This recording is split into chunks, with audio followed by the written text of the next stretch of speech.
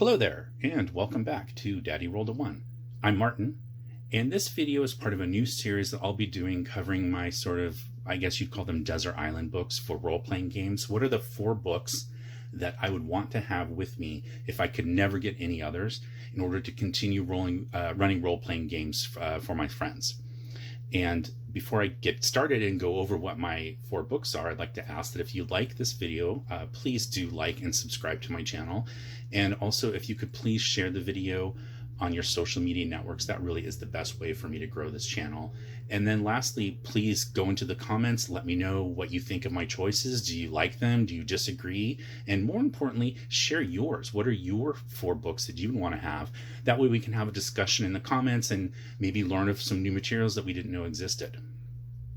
So to get started, Necromancer Games sent out this tweet, and they asked, what are the 4 books that you would want to have if you could only ever have 4 for all of your future campaigns?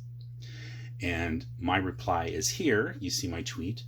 And what I said was that I would pick the Tome of Adventure Design, and that is going to be the book that we're going to talk about today. I also said that we should, I would want to have at least one of these. These are called Knock Magazine. So there's 3 issues so far, and I would want at least one of those.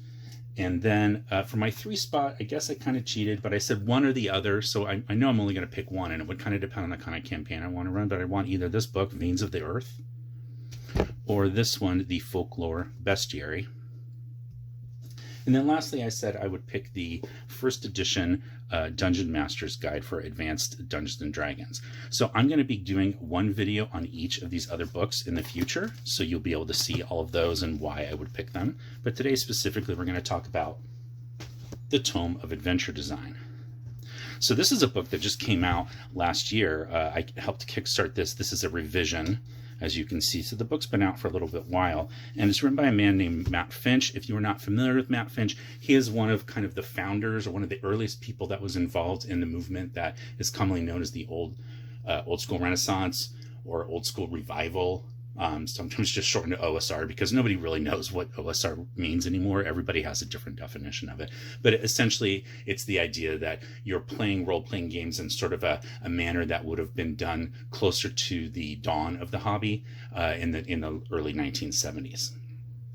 So the reason I picked this book, and actually the reason I picked all of the choices that I made, is that it's a toolkit. So I don't need rules. As you saw in my tweet, one of the things that I mentioned is that I kind of already have the rules down for the game that I'm running. The one that I do for my daughter's campaign is the 1981 Moldvay Basic Dungeons and Dragons rule set.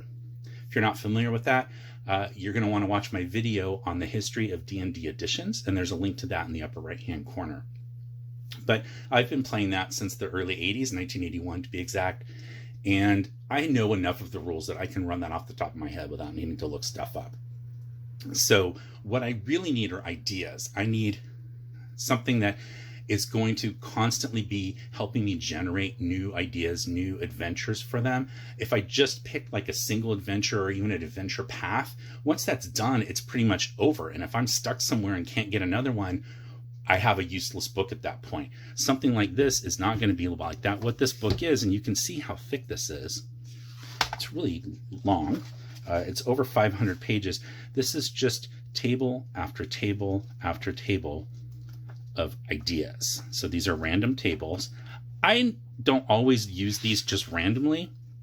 So when you're using random tables, a lot of people I know don't like them. They think that, I have this idea and the round table doesn't really fit into that.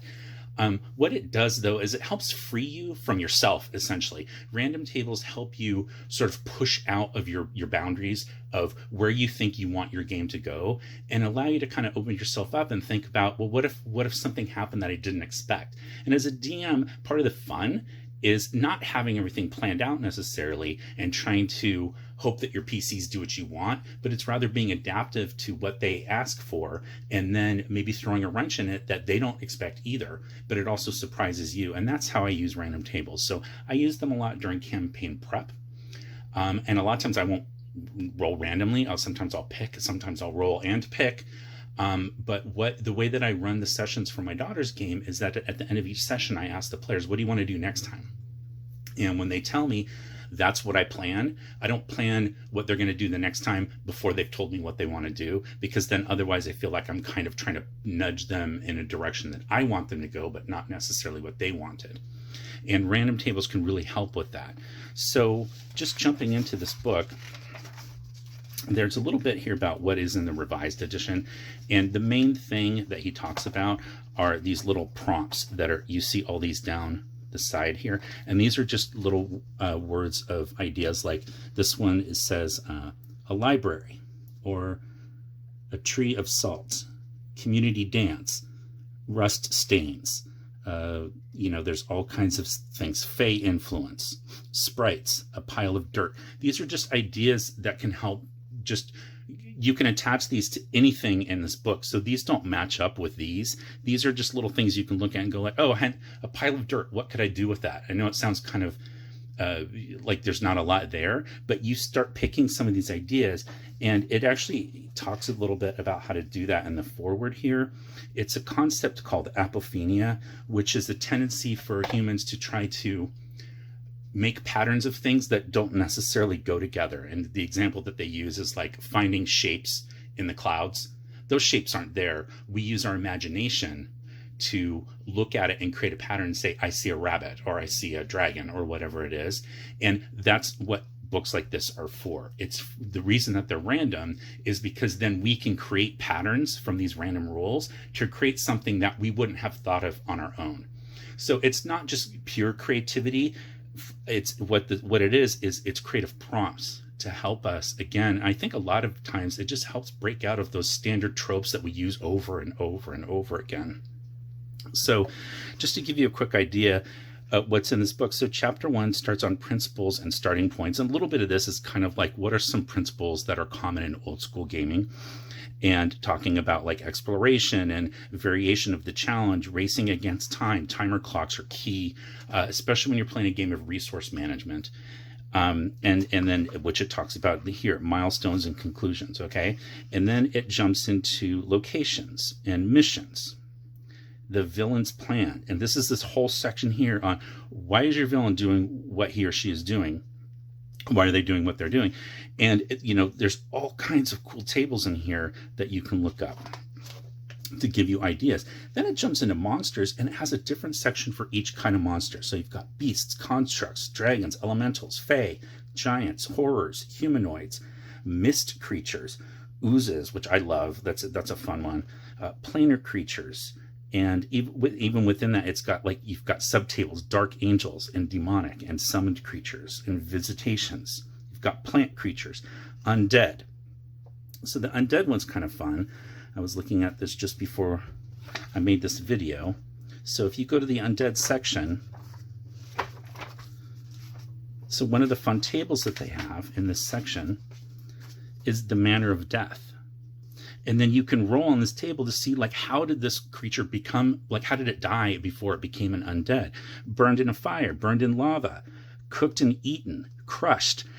These are just really fun ideas that a lot of times we just don't think about, but add some personality to your undead by figuring out how did they die? Or what was the break in the life cycle to get them where they were? There's basic types of undead, causes of intelligent undeath, preparations for intelligent undeath. And this is just one section, okay? Then you've got your vermin creatures, and there's a whole section on that. Okay, then you've got your monster tables. So that's all in this kind of book. But then you get to dungeon design. That's a huge part of this book. So it starts on page 193, and it goes all the way through to page 416. So that's the key of this book. This book is really about getting back to the dungeons. The game is called Dungeons and Dragons, and I think a lot of times we kind of get away from that a little bit because we get stuck on this idea that we have to have these grand epic quests where we're planar hopping and we're doing all these things. But sometimes it's just fun to get back down into a dungeon and play sort of in a way that's reminiscent of how the game started. And it might give us some different ideas. And dungeons are just fun. I really like them. And so a lot of this book is all about trappings for dungeons. And there's traps and tricks and things like, there's lighting, and there's defining and developing dungeon areas. There's topography. landmarks, what comes next. I mean, there's just all kinds of things in here that you can use when you're building a dungeon. But then it also has non-dungeon adventures. So this gets you into, you've got aerial adventures, castles and ruins, religious influence in cities, planar adventures. We were just talking about that, underwater, waterborne, wilderness, all kinds of stuff in a book like this. And it's just chock full of stuff. So there are some illustrations, but it's really mostly just these tables. And again, and then you can add to them using these fun little prompts on the side that you just might not have thought of when you were building your campaign or your session out. So hopefully you get a sense of what a book like this can be used for. A lot of times you can even use it during a session, right? So my players might say, hey, we're going to go talk to this guy, or we're going to go do this thing that you just weren't prepared for. And maybe they want to go talk to the herbalist. And you're like, okay, cool. I didn't have that planned, but let's go. You're going to go talk to the herbalist. Hopefully you've got a list of names ready and you can start kind of role-playing a personality. But then here's a section on herbs, and you can just really quickly look at this and say, this herbalist has a lot of fennel and garlic, but they also have, what else might they have? Skullcap root or shaggy mane. All these different kinds of things. It just adds details. A lot of these things are about adding details to your descriptions, which I'm a really big fan of when you're running a game, is being able to add a high level of detail so that you're not just doing the same old, like, oh, it's a dark room. It's cold. It's whatever. It's like you're adding very specific details to the way that you describe things, and it just makes the world just come so much more alive for your players. So that's this book. This is available. I'll put a link to this below.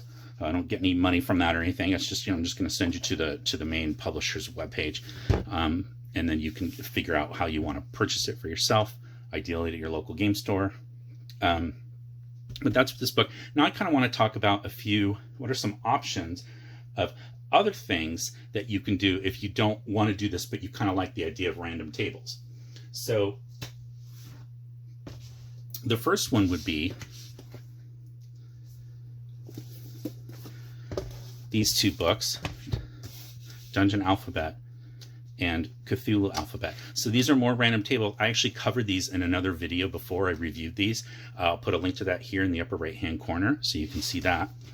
And then this is another book, and I love this book.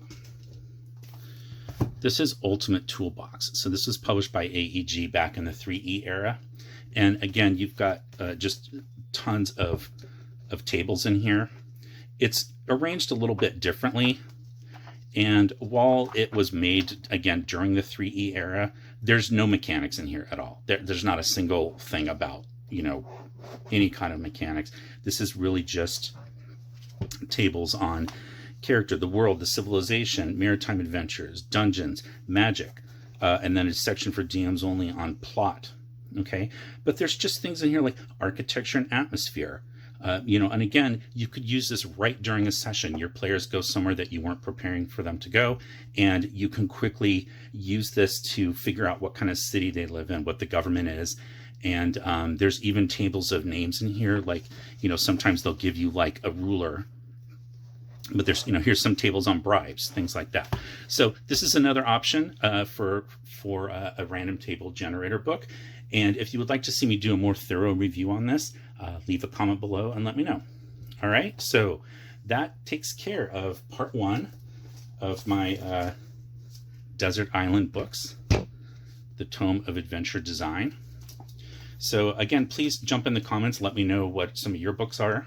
What you think of the Tome of Adventure Design. If you've used this book and you really like it, share in the comments. Tell us how it worked out for you. And I will see you next time for part 2, where I'll be covering Knock Magazine. Thanks again, and I will talk to you next time.